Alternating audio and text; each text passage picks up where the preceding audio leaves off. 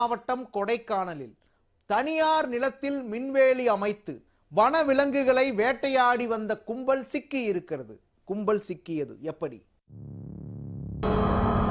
திண்டுக்கல் மாவட்டம் கொடைக்கானலை அடுத்த செம்பிரான்குளம் கிராமத்தில் ஒரு தனியார் தோட்டம் உள்ளது.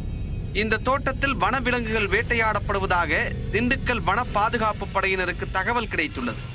அதைத் தொடர்ந்து பெரும்பள்ளம் வனசரக தலைமையில் சிறப்பு குழு அமைக்கப்பட்டு தனியார் தோட்டத்தில் தீவிர சோதனை நடத்தப்பட்டது. சோதனையில் காட்டெருமைகள், கடமான்கள், காட்டுப்பன்றி, முள்ளம்பன்றி உள்ளிட்ட வனவிலங்குகளின் எலும்புக்கூடுகள் புதைக்கப்பட்டிருப்பதை வனத்துறையினர் கண்டுபிடித்தனர். வனவிலங்குகளின் எலும்புக்கூடுகள் தோண்டி எடுக்கப்பட்டு பரிசோதனைக்கு அனுப்பப்பட்டன. தனியார் தோட்டத்தில் மின்வேலி அமைத்து திருட்டுத்தனமாக மின்கம்பத்தில் இருந்து மின்சாரம் எடுக்கப்பட்டு வேலியில் பொருத்தியுள்ளனர். இந்த மின்வேலியில் சிக்கும் விலங்குகளை சமைத்து சாப்பிட்டுள்ளனர். வனவிலங்குகளை வேட்டையாடுவதற்காகவே இந்த மின்வேலியை அமைத்திருப்பதும் தெரிய வந்தது.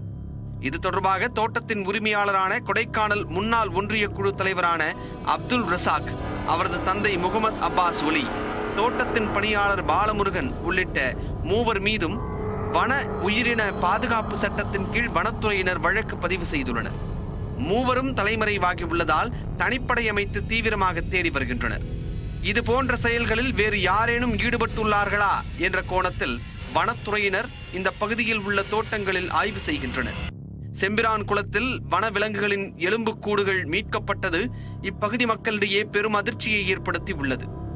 மேலும் கொடைக்கானலை அடுத்த வடகரைப்பாறை வனப்பகுதியில் சந்தன மரம் வெட்டிய 2 பெண்கள் உட்பட 3 பேர் வனத்துறையினரால் கைது செய்யப்பட்டுள்ளனர்.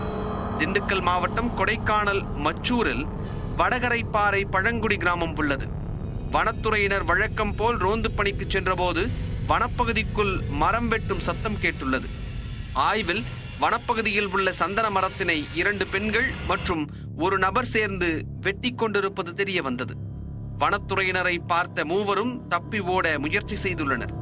மூவரையும் வனத்துறையினர் கைது செய்து அவர்கள் வெட்டிய சந்தன மரத்தையும் பறிமுதல் செய்தனர். கைதான 3 பேரும் தேவதானப்பட்டியை சேர்ந்தவர்கள் என்பது தெரிய வந்துள்ளது.